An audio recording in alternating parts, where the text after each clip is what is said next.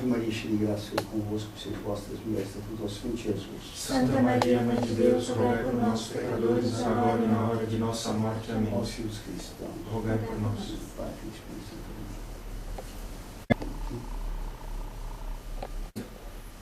Foi-me pedido, então, dar algumas palestras sobre teologia da libertação. Não poderia dar uma só, porque o assunto é vasto demais. Há anos atrás, eu estudava bastante teologia da libertação, quando a teologia da libertação estava fervendo, e quando o Frei Boff ainda usava batina, ainda era Frei, ainda não era Genésio, porque não havia abandonado a batina para se unir uma pessoa, mãe de 6 filhos, uma senhora casada, com quem ele afirma estar até hoje unido. Essa pessoa tinha sido secretária dele por 14 anos, enquanto frade. Então, todos esses frases da libertação são assim, como o Frei Boff também, Frei Beto também. Eles têm os votos: pobreza, obediência e castidade. Obediência, eles pregam a revolução. Pobreza, eles vivem de rendas dos livros deles. Castidade é muito original. se unem até a pessoas casadas com 6 filhos. A teologia da libertação, ela tem nada de teologia e ela tem muito de libertação, mas de libertação marxista. Ela é marxismo na teologia.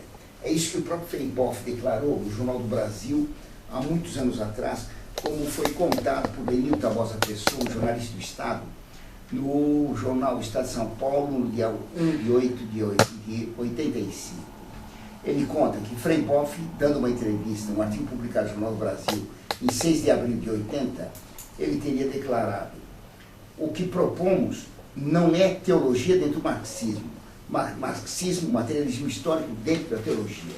E mais tarde, ele vai declarar, mesmo no Jornal do Brasil, está publicado isso aqui na página 5 do Jornal do Brasil, da quinta-feira, 26 de setembro de 91, que ele é marxista porque é cristão.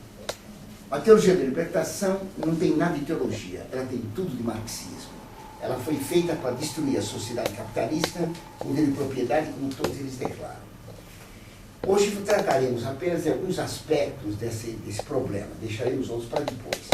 Eu queria tratar inicialmente da origem da teologia da libertação, mostrando como ela tem uma origem direta do Vaticano II e das ideias de Paulo VI na Popular Progresso, e que ele depois estabeleceu e explicou em Medellín, suscitando a grande revolução na América Latina. A teologia da libertação, ela pretende ser uma teologia sui generis, é uma teologia latino-americana, como se teologia fosse limitada geograficamente. É uma teologia latino-americana, outra africana, outra hindu, etc. Isso é uma tolice monumental. A teologia estuda Deus que é eterno. Ela não tem limitação, não existe uma teologia sul-americana. Pode-se dizer que ela nasceu aqui no Brasil, mas a origem dela é europeia. Ela vem das teses do Vaticano II, como os teólogos da libertação reconhecem.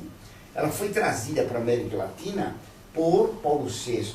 Eles dizem o contrário, que ela nasceu da meditação do povo cristão, espezinhado, explorado pelo capitalismo, e que, aplicando os princípios do catolicismo, a situação concreta do povo explorado, elaborou o povo uma teologia.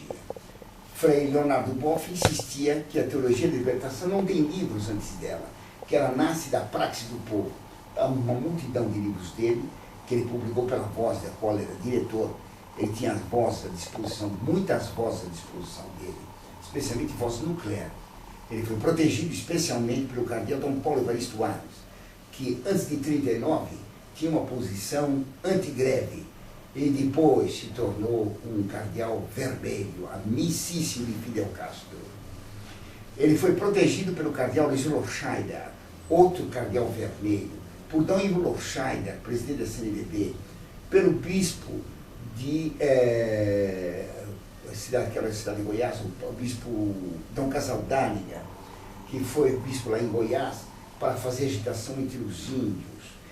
Esse bispo, na Espanha, no seminário, o quarto dele é chamado já Sierra Maestra, era comunista desde que entrou para o seminário. O seminário só exasperou o comunismo deles. A teologia da libertação foi elaborada, então, por alguns luminares, entre aspas, é claro, marxistas da América do Sul. Padres que, abandonando o catolicismo, se entregaram à propaganda comunista para ajudar Cuba, Fidel Castro, e para ajudar o comunismo russo, quando ele existia. Pouco antes de cair o comunismo, Frei Boff esteve com o semifrade, o semifrei Beto, lá na Rússia, e fizeram grandes elogios à situação na Rússia.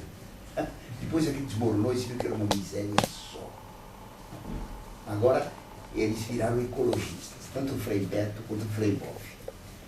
Eles dizem que é preciso libertar a terra, não somente o pobre, a mãe terra, como dizem eles. Gaia. A teologia de libertação, ela teve como primeiro paladino o padre Gustavo Gutierrez, um peruano, que lançou o livro Teologia de Libertação. Outro, John Sobrino. Outro, um padre comunista belga, que D. Helder, o arcebispo vermelho, trouxe, importado da Bélgica, e que escreveu por aqui alguns livros, fez recitação durante anos. O padre Joseph Comblin. Os mais notáveis foram, evidentemente, o Frei Leonardo Boff, hoje Clodovis, e o irmão dele, Clodovis Boff, que é apresentado agora como um defensor mais de uma teologia de libertação mais moderada, que não renega os princípios, que só se mostra mais moderado para enganar melhor. Não precisa se apresentar o Frei Beto como um teólogo da libertação, porque o Frei Beto nunca foi teólogo de nada. Ele deve mais aparecer um playboy mimado pela mamãe que aprendeu a fazer camarão para servir Fidel Castro. Ele foi quase office boy da guerrilha aqui, do PCdoB, na qual ele se envolveu, e lembro-me ainda da fotografia dele fugindo do Volkswagen, quando, depois das informações dele, o Marighella foi metralhado. Frei Beto escreveu um livro sobre o heroísmo dele. Ele se apresenta como um grande herói, grande torturado. Na verdade, ele é não o sacristão do Fidel Castro, mas o mestre Cuca, para ensinar a fazer lá em Havana camarões, né? Enquanto o povo de Cuba passa fome. Mas ali a fome é socialista, a teologia de libertação não se importa com ela. Qual era a origem do Vaticano, da teologia de libertação? Em primeiro lugar, as ideias do Vaticano II. Claro. Essa é a grande origem da teologia de libertação. Ela tem ainda outras fontes. A encíclica popular, antes da encíclica, o Padre das Catacumbas de D. Helder, com mais 40, 50 bispos, que passaram a usar anel de tucum para mostrar que eram pobres, venderam os palácios episcopais para morar em casinha. É claro que continuavam a ter vida regalada. Claro. Frei Boff que o diga, ele que tem voto de pobreza e morou num apartamento em cobertura no Rio de Janeiro. E vive de renda, como o Frei Beto também. É assim que eles obedecem o voto de pobreza. Então, o Padre das Catacumbas, em que os netos bispos esquerdistas, modernistas do Vaticano II, como o D. Helder Câmara, que foi nazistóide, foi favorável ao integralismo e foi ordenado padre com a camisa verde nazista debaixo da batina, e depois amadureceu, ficou verde, ficou vermelho. Ficou o arcebispo vermelho, como era conhecido. Além dos padres das Catacumbas, depois a encíclica popular do Progresso, que foi uma encíclica embebida de ideias machistóides, que o Papa Paulo VI lançou, condenando os abusos do capitalismo e defendendo a possibilidade da violência segunda contra a violência primeira feita pelos capitalistas explorando o povo. Nessa encíclica ele condena também o colonialismo europeu aqui na América.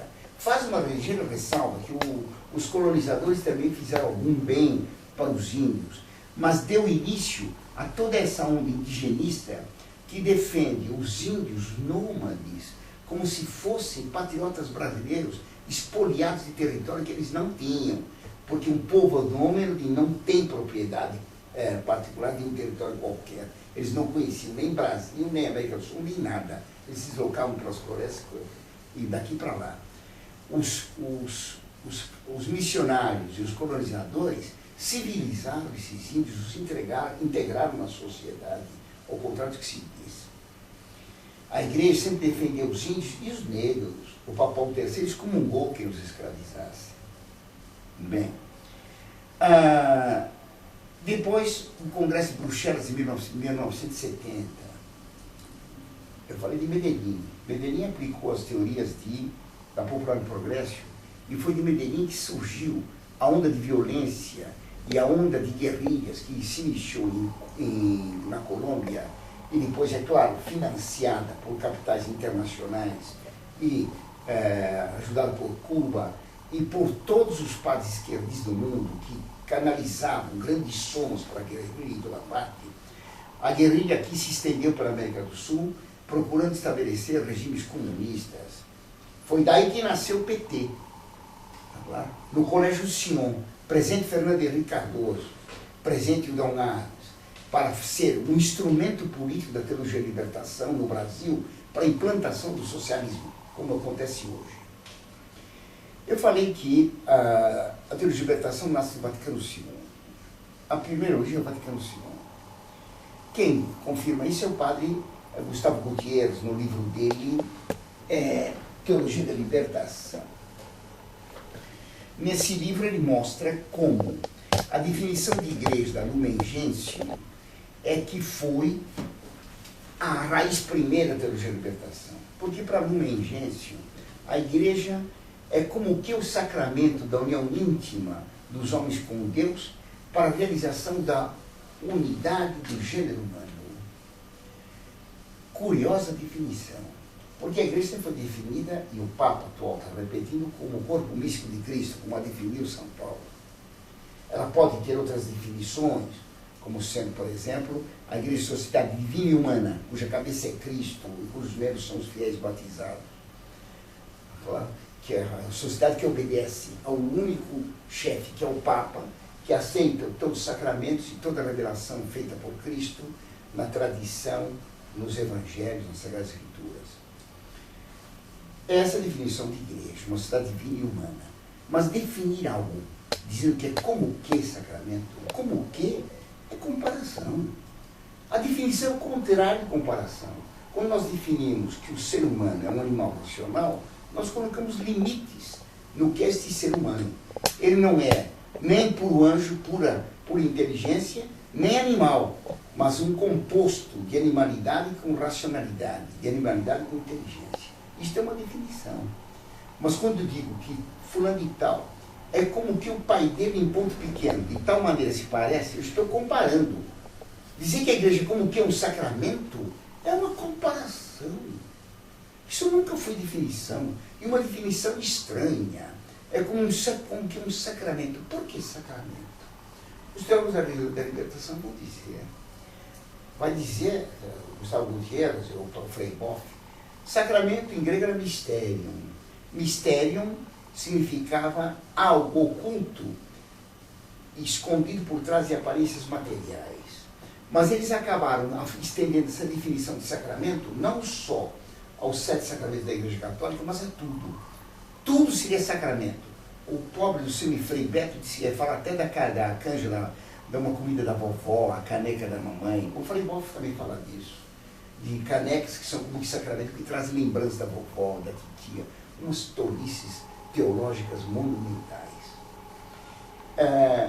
O sacramento é algo, um sinal eficaz de uma graça invisível.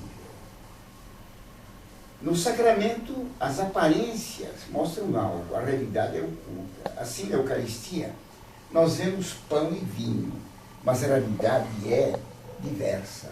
É o corpo e o sangue de Cristo. A igreja seria como que um sacramento, isto é, ela teria algo visível, mas ocultaria algo invisível. É uma definição derivada da fenomenologia. E aquilo que se vê na igreja é falso. Aquilo que está oculto que é o verdadeiro. Para se ver verdade na igreja, você precisa destruir a igreja atual. O padre John Kobler, no livro dele sobre fenomenologia do Vaticano II, ele mostra um cálice de missa, cujo perfil na folha do livro cujo perfil do cálice forma 2 rostos humanos. De maneira que olhando-se o cálice, se vê só o cálice. Quando se fixam os dois rostos, desaparece o cálice. Não se pode ver as duas coisas ao mesmo tempo. A aplicação do princípio de não contradição. Não se pode ser e não ser ao mesmo tempo uma só coisa. Uma coisa não pode ser o que ela é e não ser o que ela é ao mesmo tempo, sob o mesmo aspecto. Assim, então, se vê o cálice, não se vê os dois perfis humanos. Se vê os perfis, não se vê o cálice. Então, o que é a igreja? A igreja é o cálice. É preciso fazer desaparecer a igreja para aparecer os dois rostos. Desapareceu o cálice. Só que o cálice, um copo, o copo, ele tem uma circunferência. No plano do livro aparecem só os dois perfis humanos do cálice da missa. Depois eu posso dar para vocês o desenho disso. Mas na realidade, em 3 dimensões, não são só dois perfis, mas um número incontável, um número indefinido. Os tolos diriam um número infinito. A humanidade toda. É preciso destruir a igreja para aparecer a humanidade. Por isso Paulo VI disse que no Vaticano II se assistia a um misterioso processo de autodemolição da igreja católica. Uma kenosis da igreja, uma destruição, uma aniquilação da igreja, para que a humanidade surja. Enquanto a igreja não desaparecer, a humanidade não terá triunfado. A igreja, então, é como que o sacramento de uma realidade invisível, a humanidade que ela oculta. Ela visa a união de todo o gênero humano. Mesma finalidade dada pela maçonaria. A finalidade da maçonaria é a unidade do gênero humano. O Vaticano II aceitou trabalhar para essa finalidade maçônica. Unir toda a humanidade, passando por cima das diferenças religiosas, isto é, dos dogmas, das verdades, fora as verdades. Por isso, a igreja deixou de ser o único meio de salvação posto por Cristo. Frei Boff vai dizer em vários livros dele, Cristo não fundou igreja nenhuma, não fundou uma nova sinagoga. Quando está no Evangelho, que Cristo diz para Pedro, sobre ti edificarei a minha igreja. Como não fundou a igreja, Frei Boff, como ele ousa negar isso? Porque para esses frases da libertação, dizer a verdade não tem importância nenhuma. Veremos isso nas palavras do Frei Boff, nas palavras do Padre Comblan. Não existe verdade. Não existe verdade. Os teólogos, diz o Padre Comblan, são feitos para tentar contra a verdade, para fazer uma crise, criar a suspeita contra a verdade. A inteligência humana não pode compreender a realidade, nem pode, o olho humano, o olho intelectual pode fixar o real. Ele não vê nada. Então a igreja seria o sacramento da unidade do gênero humano. Não só ela salva. Está no Vaticano II. Nas outras igrejas haveria meio de salvação, o que vai contra o dogma católico. No 4º Concílio Laterano, em 1215, foi declarado, fora da igreja não há salvação. Esse dogma é repetido inúmeras vezes em toda a história da igreja. Fora da igreja não há salvação. Assim como fora da arca, quem estava fora morreu afogado, quem está fora da igreja não tem salvação.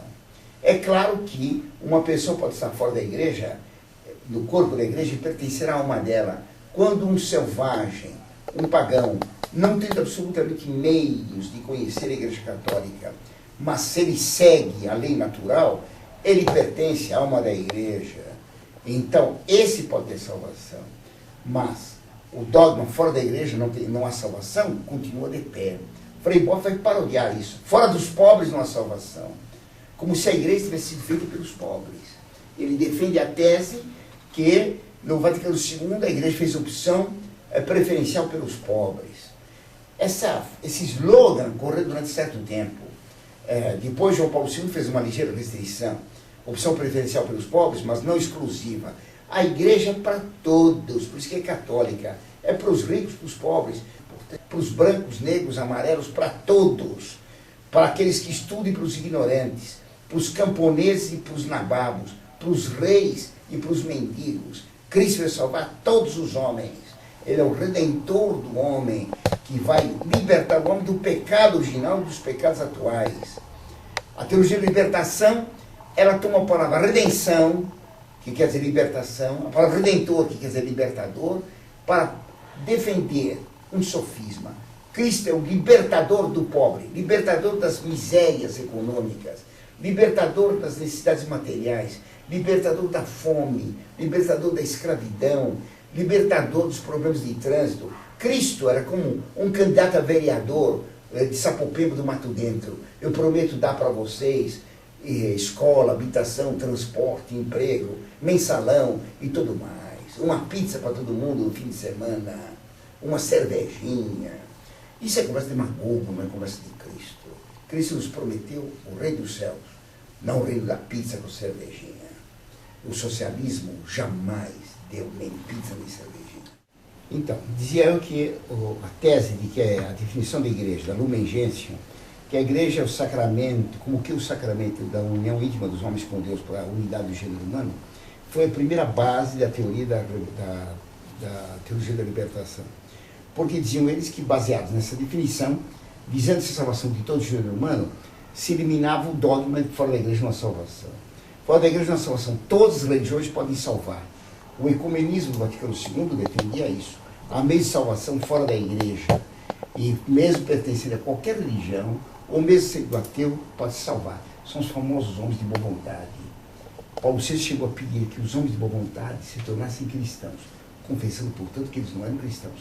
Quem seriam esses homens de boa vontade e não cristãos? Sem Deus, não? O padre Gustavo Gutierrez, ele afirma na página 214 do livro dele, sacramento, então, a revelação eficaz de uma chamada comunhão com Deus e a união de todo o gênero humano. Todos os homens estarão em comunhão com Deus. Comunhão. A palavra comunhão, a palavra comunidade, se espalhar depois do Vaticano II. A comunhão vem de comunhão. O que eles dizem que existe uma salvação universal, porque em todos os homens há uma parcela da divindade, um Espírito Divino esparramado em toda a humanidade e em todo o cosmos. Nós veremos daqui a pouco que Frei Boff defende isso expressamente. E por isso todos os homens já estão salvos. O Vaticano II diz isso. E o padre Gustavo Gutierrez, na página 216 do livro dele, diz exatamente isso. A primeira tarefa da igreja é celebrar com alegria o dom da ação salvífica de Deus à humanidade, realizado pela morte e ressurreição de Cristo. É isso a Eucaristia. Memorial é ação de graças. Memorial de Cristo, que supõe uma aceitação sempre renovada do sentido de sua vida, a entrega total aos outros, a ação de graça pelo amor de Deus que se revela nesses acontecimentos. A Eucaristia é uma festa, celebração de uma alegria que se deseja e procura compartilhar. A missa, então, é uma festa. Ela festeja a fraternidade humana. Por isso que a missa nova é a missa da teologia da libertação. É um show, uma festa. Outro dia vi uma missa aqui em Caieiras, em que o padre no altar ficava parado e os jovens pulavam no meio da igreja, dançando um funk, o espetinho de São Sebastião, uma coisa assim que saiu. Uma palhaçada. Quer dizer, transformar a missa da renovação do sacrifício de Cristo do Calvário numa festa de salvação da humanidade. Por isso tem cuica, reco-reco, rock, pandeiro, funk e tudo mais. A missa nova é a comemoração da salvação universal e não a renovação do sacrifício do Calvário. Essa é a teologia da missa nova. A comunidade que seria a real presença de Cristo, não na hóstia, mas na assembleia, da qual o padre é simplesmente um presidente. Essa nova noção de sacramento, os teólogos da libertação, Gustavo Gutierrez e Frei Boff, acabam acusando Tertuliano de ter inventado a interpretação católica de sacramento. Seria Tertuliano que teria desviado a noção de sacramento como é dado pela teologia de libertação, um sacramento mágico. A finalidade do mundo, então, é uma interpenetração com Deus. Que coisa estranha. Essa ideia de que Deus e o mundo são interpenetráveis é a raiz mais profunda da teologia gnóstica do Frei Boff e dos teólogos da libertação. Para o público, eles aceitam os lados comunistas, os lados marxistas da teologia da libertação. Mas a libertação para eles não é libertação só do capitalismo. É dito por eles, nós visamos a libertação de Deus. Frei Boff, nessa conferência em Teófilo Otoni, Ele diz, esse velho barbudo lá em cima, eu sou ateu desse Deus lá. Está na hora de nos livrarmos dele. Quer dizer, um Deus transcendente no céu deve ser eliminado. Deve ser página 56. Deve ser eliminado. Um Deus que quer mandar nos homens, que quer impor mandamentos. Esse é um Deus que impõe uma desigualdade. Frei Boff vai dizer, esse Deus monoteísta vai criar a sociedade monárquica, vai criar a família patriarcal, vai criar o fazendeiro, o patrão, que são símbolos desse Deus transcendente ao mundo. O que Frei Boff defende, sempre defendeu, foi um Deus imanente. Imanente no sentido pleno. Está escrito por ele num artigo da revista Vozes, publicado há muitos anos, na parte 51 da revista Vozes, de setembro de 1972, em que ele afirma que o destino do homem e do mundo é a total cristificação e divinização. Está aqui na página 562, página 58 da revista Voz, de setembro de 72, número 1, volume 66, ano 66, da revista Vozes. Nesse texto, falando do futuro do mundo, o título é Futuro do Mundo, Total Cristificação e Divinização, ele afirma que o fim do mundo, o fim do cosmos, é a divinização. O cosmos é a transformação que Deus teve quando foi feita a criação. A criação é uma queda da divindade no mundo. Então, dentre todas as coisas, da pedra, da planta, do animal, do homem, estaria Deus escondido. Todo esse artigo de Frei Boff é um artigo gnóstico. Ele vai dizer na página 59 dessa mesma revista, o homem é chamado a algo maior. Ele deve ser assumido por Deus de tal forma que a semelhança de Jesus Cristo, Deus homem, Deus seja tudo em todas as coisas, e forme com o homem uma unidade inconfundível, imutável, indivisível, inseparável. Portanto, o homem, ele será Deus. Por isso todo homem está salvo. Por isso que os padres agora não querem o confessionário nas igrejas. O homem é Deus. E essa tese gnóstica de Frei Boff, no começo da carreira dele, em 72, mostrando que ele já tinha uma doutrina imanentista que afirmava a necessidade de libertar as partículas divinas aprisionadas no universo para que tudo se torne Deus, essa tese dele gnóstica, que é uma tese de Teilhard de Chardin, que é uma tese de Mestre Eckhart, que é a tese de Valentino e de todos os gnósticos na história, essa tese ele vai repetir agora na festa dos 70 anos dele. É um documento que saiu agora, foi no dia 9 de dezembro passado. 70 anos. 70 anos de Boff, releitura da vida à moda de um cego, em que ele faz um discurso extremamente bem concatenado, em que ele põe claramente as doutrinas dele. Depois de uma introdução de agradecimento aos que organizaram a festa, de agradecimento a todos que acolheram a ele depois que ele foi punido pela Igreja Católica, isto é, a recepção que ele teve dos luteranos e dos metodistas, isto é, dos hereges, além do Partido Comunista e dos filhos comunistas enrustidos, como tem aí nessa revista Caros Amigos. Depois de dizer tudo isso, ele se pergunta quem ele é, aos 70 anos. Ele diz que é um velho. E dizendo-se velho, ele diz coisas tremendas. Vale a pena ler. A vida é como um teatro no qual você é chamado a representar vários papéis. Você veste a máscara de homem, de frade, de padre, de teólogo, de escritor, de conferencista, de antigo torcedor do Canto Rio e depois do América, e não sei o que mais. Agora, como velho, você tem o direito e o privilégio de ser você mesmo e de livrar-se das máscaras. Confissão extraordinária. Quer dizer, ele velho, ele vai se livrar das máscaras que ele usou a vida inteira. Máscara de homem, de frade, de padre, de teólogo, de escritor, de conferencista, de torcedor de um clubeco do Rio.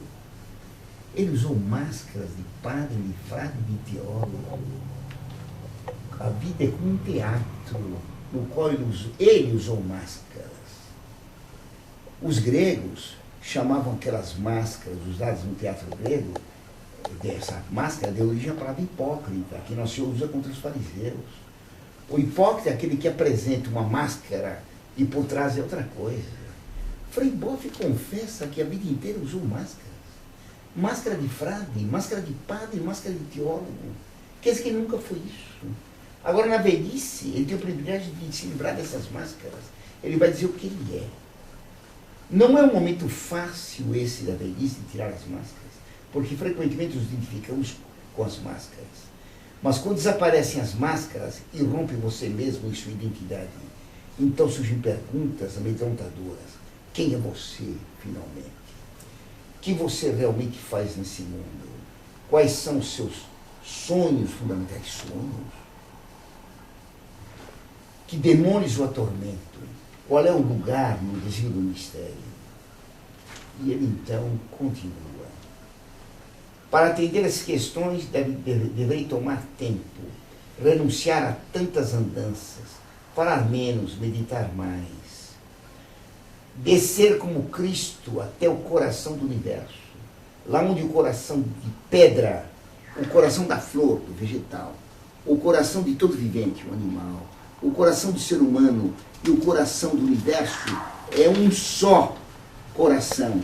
Encontrar-se com Deus, o coração dos corações, a fonte originária de todo ser, de toda bondade, de todo amor, de toda ternura, de toda compaixão. Ternura, bondade e compaixão, palavras ocas, sentimentais e românticas para agradar o público sentimental e romântico. O que ele defendeu é que o coração da matéria, o coração do vegetal, o coração de todo animal, o coração do homem, o coração íntimo mais profundo de todo ser é a divindade. E essa tese é gnóstica. A libertação é desse coração da divindade, termo usado pelos gnósticos jansenistas, como por exemplo Pascal, quer dizer, mais que a razão, o coração tem razões que a razão desconhece. O coração, se pensa aí que é o coração órgão. Não é. É o coração divino, a partícula divina, o espírito divino que está escondido em toda a matéria. Frei Boff é um gnóstico.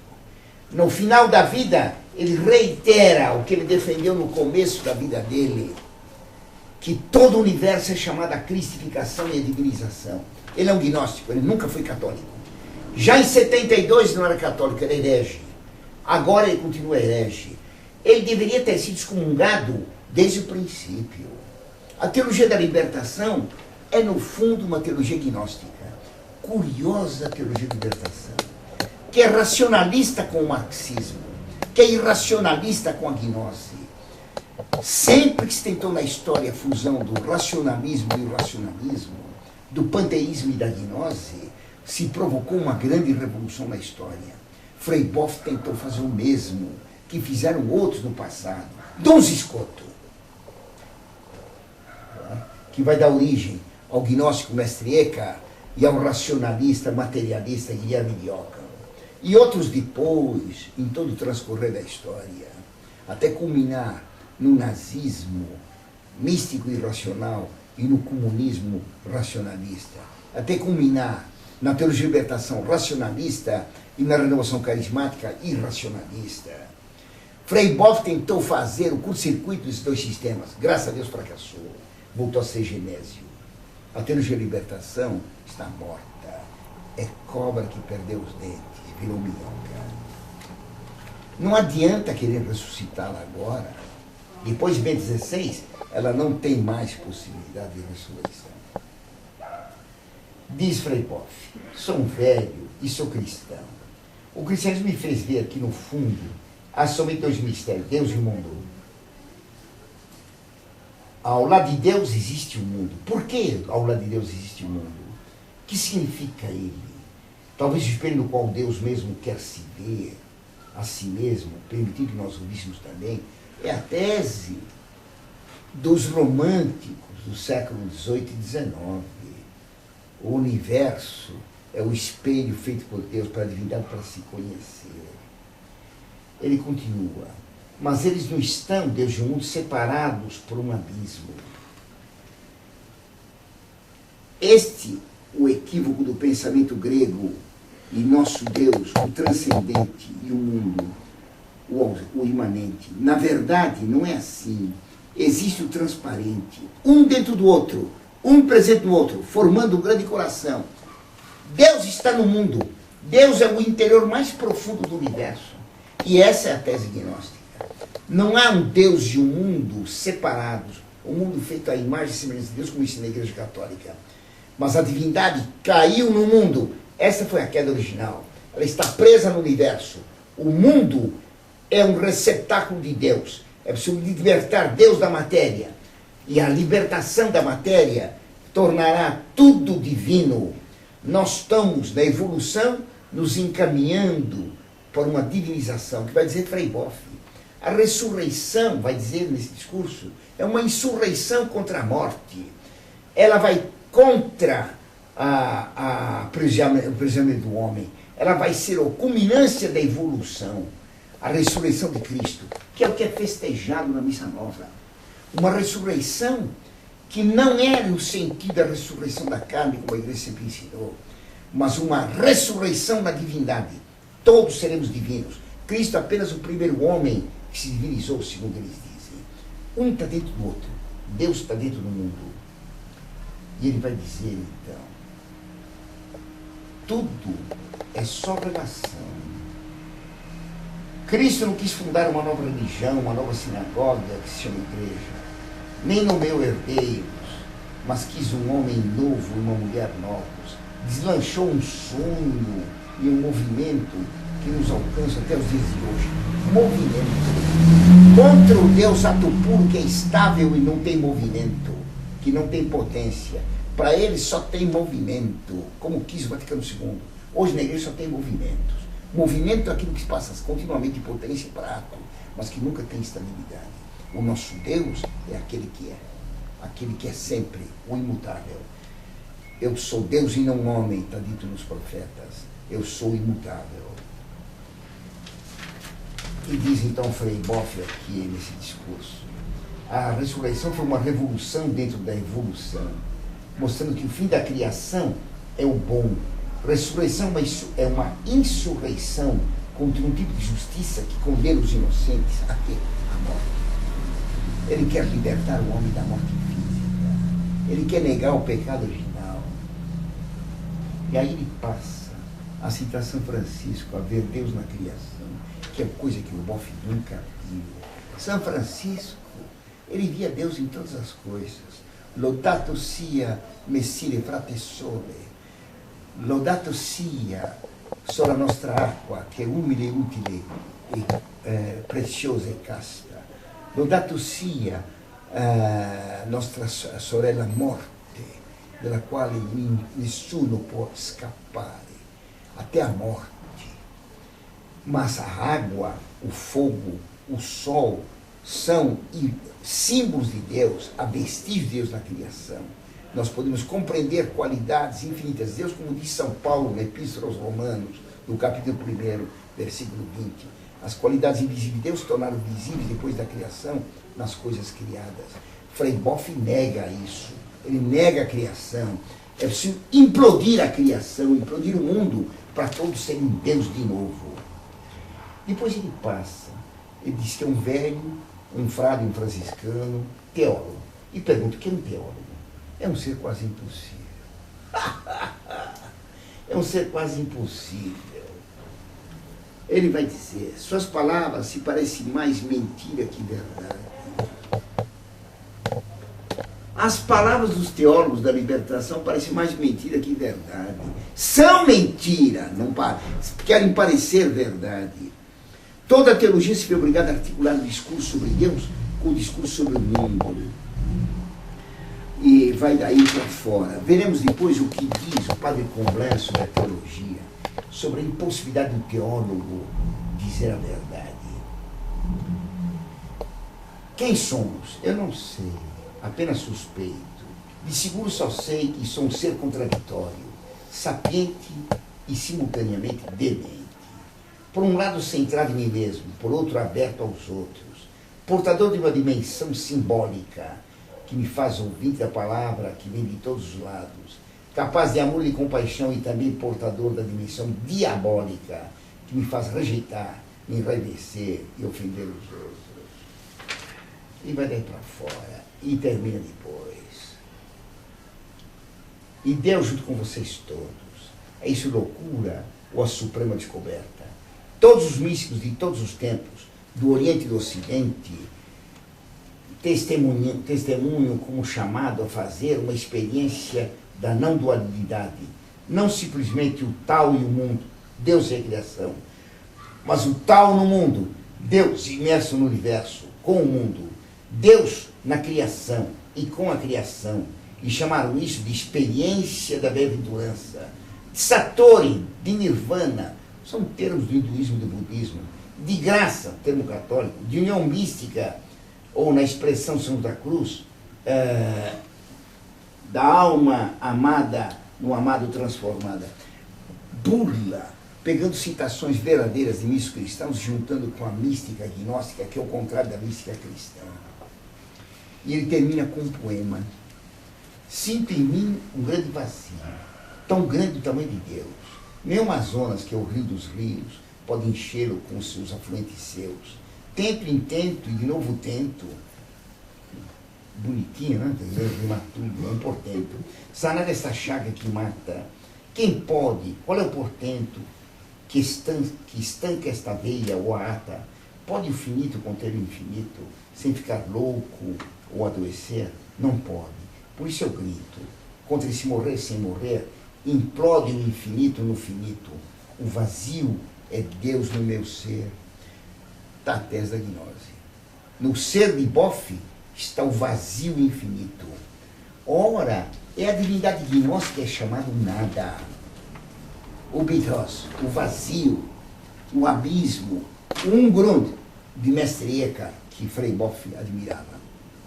Frei Boff é um gnóstico. Ele quer libertar Deus, que ele considera imanente no universo, para a suprema transcendência, pela eliminação de toda a matéria e de todo o universo. E esse homem é marxista. Como é que esse homem ficou marxista? Na revista Caros Amigos, ele disse isso. Ele começa contando que trouxe uma lembrança para a mãe dele de Roma, do Papa João Paulo II. A mãe dele disse: o Papa não vale nada, é um bobalhão, eu não quero saber de aprender. Tem 11 filhos, porque o Papa mandava, ele deu algo que o Papa tinha abençoado, um livro, para aprender a ler.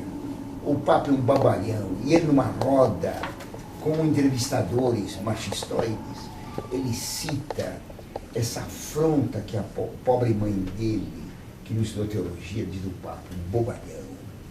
Este é o conceito que ele tem do Papa, João Paulo II naquele tempo. E do pai, o que ele recebeu? Ele conta. Meu pai era extremamente libertário e gerou na família toda esse espírito libertário, nele também. Por exemplo, ele dizia: Deus inventou os padres, o sacerdócio, o diabo inventou o clero tem que ser enforcado com a última tripa do último padre, porque a desgraça é o clero na igreja. E ele cita isso, como se fosse uma coisa citável. Como é que esse homem ficou padre? Ele conta que no seminário ele chegou dizendo isso, que ia se enforcar o clero, e quase expulsaram ele. Pena que não tivesse expulso. O diretor do seminário que o acolheu, que o manteve, esse é o culpado de todas as heresias desse homem. Ele sempre foi, então, um herege. Ele sempre foi um inimigo de Deus, um inimigo da igreja, um inimigo do clero. Esse é um padre anticlerical. Ele quer enforcar o último padre. Quando diz que a Montfort é anticlerical, a Montfort é contra esses padres inimigos do clero. Anticlerical é o padre que não quer usar batina. Anticlerical é o padre que não quer usar os símbolos do sacerdócio. Ele é o padre que não quer ser celibatário, ele quer ter um amante, ou um amante, um noivo, como alguns dizem hoje. Tá claro? Esse é o padre anticlerical. O padre anticlerical quer ter vida comum, frequentar barzinho, tomar cerveja e chope. Ele não quer passar de outra coisa. Ele vai torcer para o canto do Rio e para o América, como diz o Frei Boff. Quando essas coisas não clericam, são coisas que não clericalizam. O padre anticlerical é o padre revolucionário, que quer ser comum, que sonha ter sogra e não sabe que ele está tendo um pesadelo, que ele vai trair o sacerdócio. Como diz Frei Boff num dos livros dele, veremos isso depois. Anticlerical. Anticlerical são os padres que traem o clero como Deus e a igreja o instituíram e sempre quiseram. Então a finalidade do mundo seria se divinizar, libertar-se toda a materialidade, tá certo? O homem é templo de Deus, diz o Gustavo Gutierrez no livro dele, tá certo? O futuro do mundo é um reino em que haverá uma igualdade absoluta, um reino socialista, inicialmente, onde não haverá propriedade privada, um reino comunista. Eles dizem, os teólogos da libertação, não devemos ter medo de ser chamados comunistas, devemos afirmar claramente que nós defendemos a sociedade socialista, queremos destruir o direito de propriedade, que é um direito natural. O que quer dizer um direito natural? É um direito que decorre da natureza humana. O homem é senhor do seu ser. Ele tem domínio sobre si mesmo. A inteligência e a vontade que estão nele devem dirigi-lo. Eu sou dono de minha mão. Não sou dono absoluto, porque se eu usar mal a mão, se eu roubar com meus dedos, se eu assinar um cheque sem fundo, de propósito para enganar, se eu apunhalar alguém, daria contas a Deus do mau uso que fiz da mão. Eu não sou dono absoluto. Deus é o Senhor eminente de meu corpo. Eu não sou dono de minha língua nem de minha inteligência. Deus é o Senhor Dominus. Eu sou dono de minha mão como o senhor feudal era senhor da baronia. O soberano, o rei, era o senhor eminente. O barão era um senhor por participação. Era dominus em segundo sentido. Nós não somos donos absolutos de nós mesmos. Eu não posso usar o meu ser à vontade. Deus é o senhor eminente, mas eu sou o dono, senhor feudal. Porque eu sou o dono feudal de minha inteligência, de minha vontade, de minhas mãos. Porque Deus me fez com necessidades. Ele me deu também capacidade para satisfazer essas necessidades.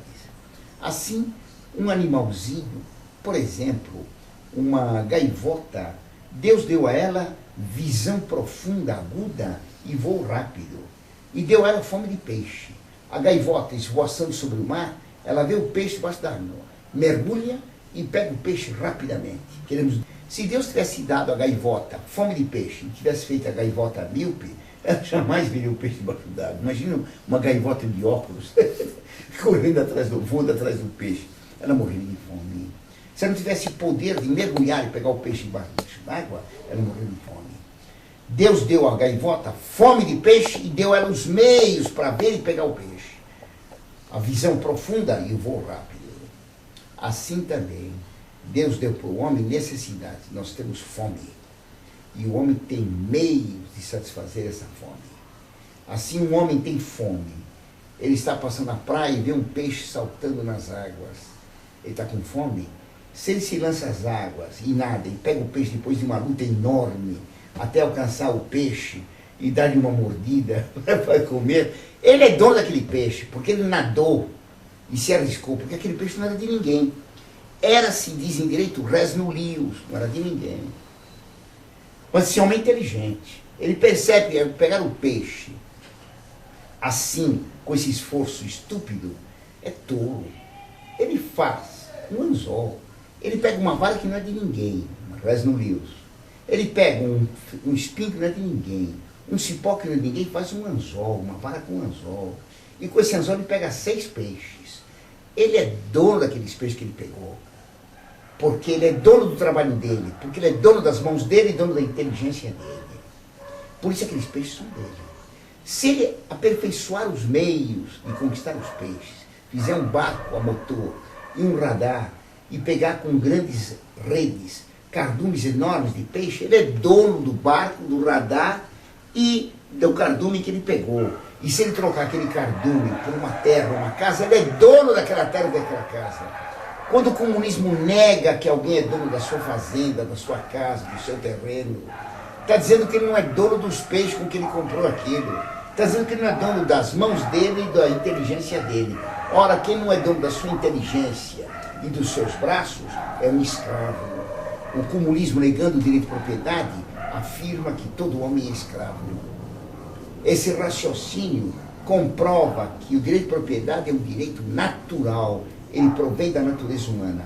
O socialismo, negando o direito de propriedade, ele é antinatural. Por isso que Deus afirmou o mandamento não roubar, é o 7º mandamento, porque muitos padres não sabem nem os mandamentos. E o 9º mandamento, não cobiçar a mulher do próximo. E o 10º, não desejar as coisas alheias, coisas que o MST faz, patrocinado pela Pastoral da Terra, Dr. Thomas Balduino e outros bispos marxistas da CNBB. Cobiçar os bens alheios é pecado grave. O MST viola os mandamentos. Os bispos da CNBB que o protegem estão violando os mandamentos. O direito de propriedade é um direito natural. Tirar o que é do outro, justamente conquistado pelo trabalho do outro, é crime. O comunismo é criminoso. O socialismo é criminoso. A teologia de libertação patrocina o crime. Para ela isso não tem importância nenhuma. Se o homem é divino, não há lei, não há mandamentos. Os mandamentos, os 10, são daquele velho barbudo lá em cima. Eu falei que muitos padres não conhecem os mandamentos, muitos bispos também não. Recentemente, um bispo na África, infelizmente, foi surpreendido em adultério. Ele foi à rádio e à televisão pedir perdão ao povo, dizendo que ele tinha violado a lei de Deus, porque o 8º mandamento proíbe adultério. O 8º. Ele não sabia nem os mandamentos da lei de Deus. Aqui no Brasil, um outro bispo, combatendo o aborto, caiu, então combatendo, fazendo uma coisa excelente, se equivocou, disse uma coisa absurda. O não matarás é proibido pelo 8º mandamento. Eles custam para conhecer o 8º mandamento. Não prestar falso testemunho. Esses são os teólogos novos. Não sabem os mandamentos da lei de Deus. Não sabem aquilo que é mais primário na prática religiosa. Porque um engenheiro que não soubesse tabuada, que não soubesse fazer conta, é um engenheiro fracassado. Um bispo que não sabe os mandamentos. Um teólogo que não diz a verdade. Falamos então do conceito de teologia, da teologia da libertação. Temos aqui um livrinho do Padre Comblan, Teologia Orgânica, Teologia da Libertação, Teologia Neoconservadora e Teologia Liberal. Padre José Comblan, um padre marxista, trazido da Bélgica por Dom Helder Câmara para fazer a Revolução no Brasil. Então ele diz coisas interessantes, na página 124. Qual é o papel da teologia? Teologia nova, não a teologia católica. O papel da teologia é contestar o conhecimento puramente intelectual. Quer dizer, a teologia é feita para contestar o conhecimento puramente intelectual. Theos é Deus, logos é pensamento. Teologia é o pensar sobre Deus. Nada, não há pensamento, não há conhecimento humano. O papel da teologia é contestar. Por isso aqui no seminário de Ipiranga, Seminário de Imaculada Conceição, Padre Bogás, dizia nas primeiras aulas, nós estamos aqui para criar uma crise de fé em vocês. Para contestar o conhecimento intelectual. Página 124 do Padre Comblan. Página 124 ainda. Os teólogos são contra o conhecimento intelectual e procurem um conhecimento superior. Conhecimento superior. Qual é o conhecimento superior intelectual no homem? Não existe um conhecimento superior. A gnose em grego quer dizer conhecimento. A gnose afirma que sim, que é possível um conhecimento superior intelectual. Foi o mesmo que afirmou o romantismo. Foi o que afirmou Bergson no fim do século XIX, dando origem à Belle Époque. A intuição equivale à intuição gnóstica. Não há ser estável. Nós captamos o fluxo, a contínua mudança, por uma espécie de flash de luz extraordinária que nos faz captar aquilo que passa como sendo, como passando. Essa intuição é que é o verdadeiro conhecimento. É o conhecimento da gnose. Pois todos os movimentos gnósticos foram contra a inteligência, contra a razão. Pois Lutero chamou a razão de a meretriz louca. Por isso que a Revolução Francesa, quando cultuou a razão, chamou a razão para simbolizá-la uma prostituta. A razão humana é uma prostituição. É o que falou Lutero, a meretriz louca.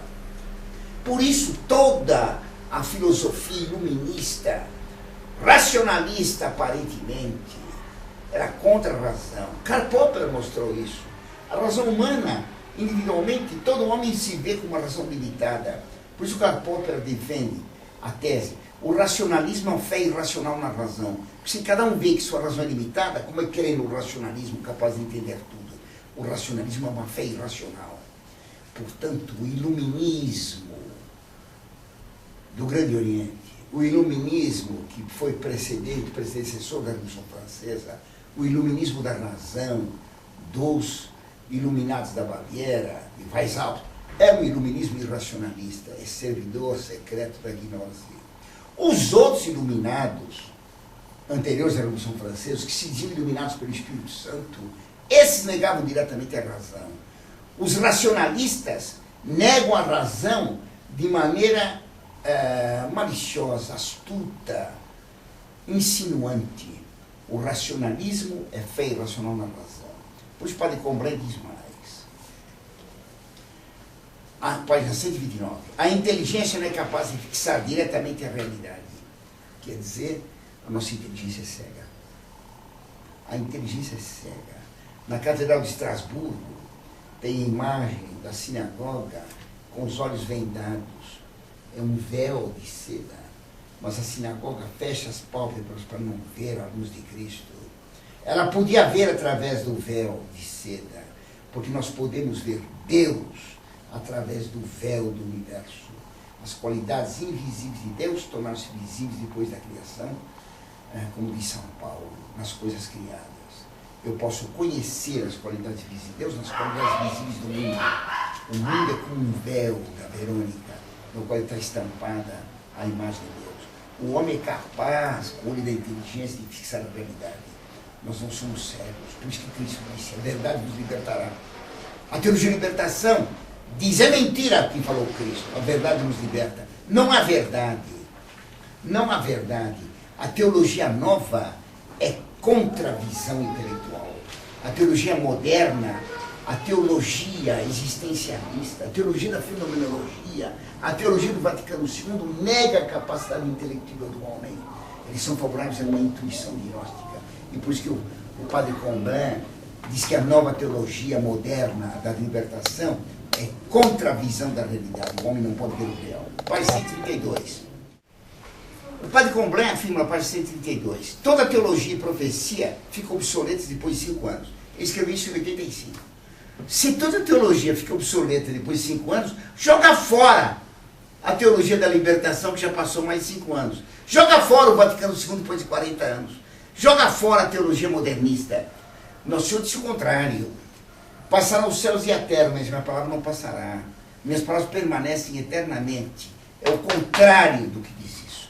A Igreja Católica diz sempre a mesma verdade. Cristo é o mesmo, ontem, hoje e sempre. O Vaticano II, segundo João XXIII, queria dar uma teologia aggiornata, que a cada dia devia ser posta em dia. Mas se ela está posta em dia em 1962, no dia seguinte ela já está superada.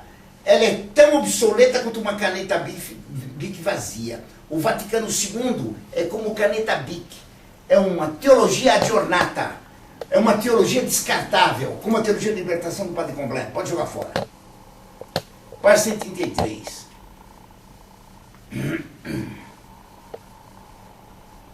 É impossível a teologia se apresentar como a verdade. Nenhuma teologia é a verdade. São somente aproximações. Claro que o povinho que lê isso não compreende. Claro que o pessoal diz, a igreja está a caminho da verdade, ela busca a verdade. A igreja não busca a verdade, ela possui. Cristo é a verdade. Essa tese de que a inteligência humana só se aproxima da verdade, jamais alcança, que a verdade seria como um horizonte, que a gente se aproxima, mas se afasta quando eu me aproximo, essa é a tese da fenomenologia do Husserl, adotada pelo Vaticano II. Por isso, todas as visões religiosas seriam limitadas e falsas. E eles apresentam como prova dessa incapacidade humana da visão um exemplo zen-budista.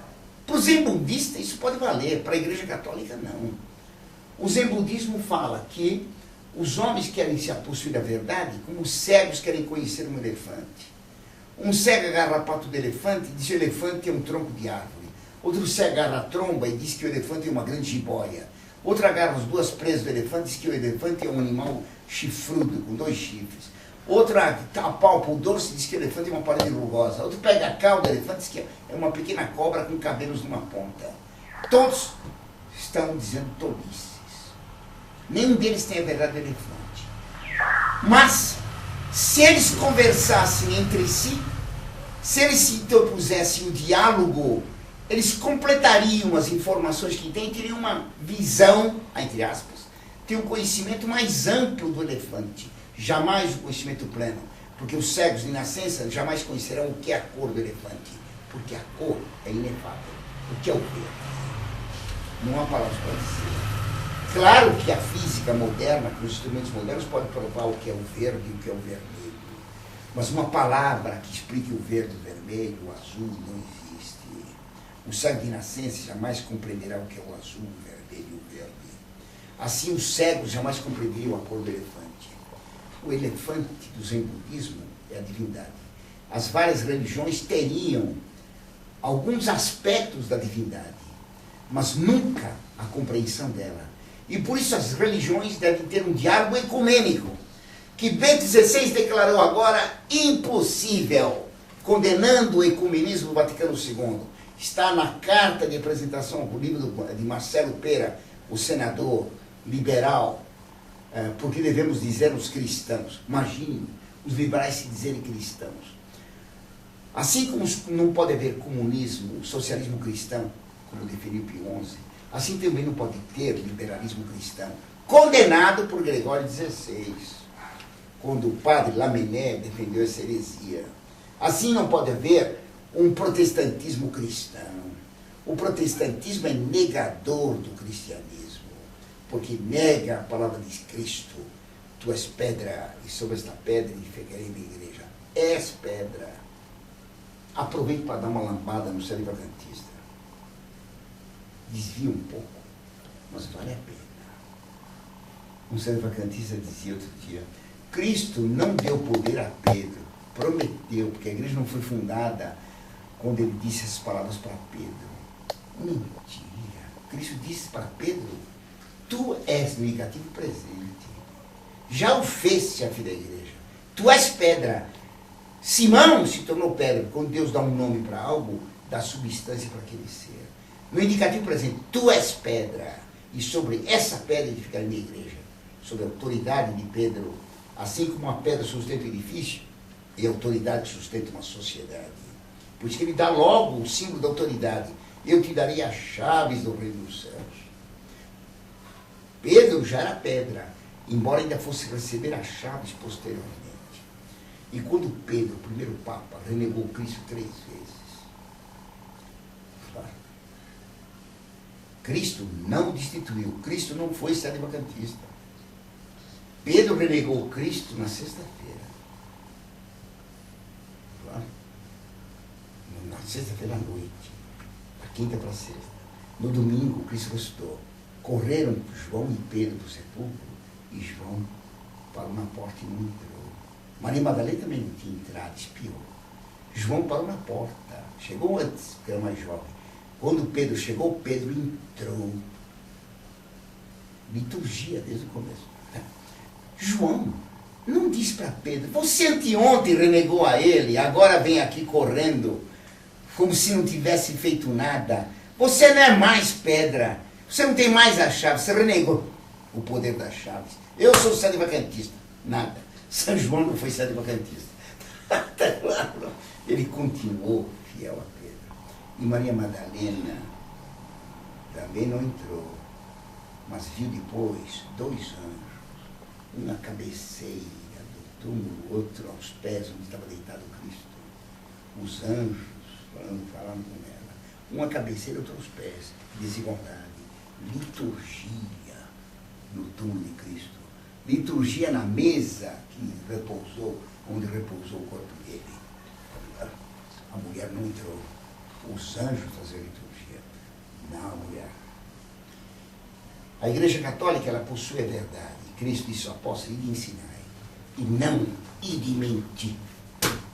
Como diz o Padre Comblan, como diz o Frei Boff, que assumiu a máscara de teólogo.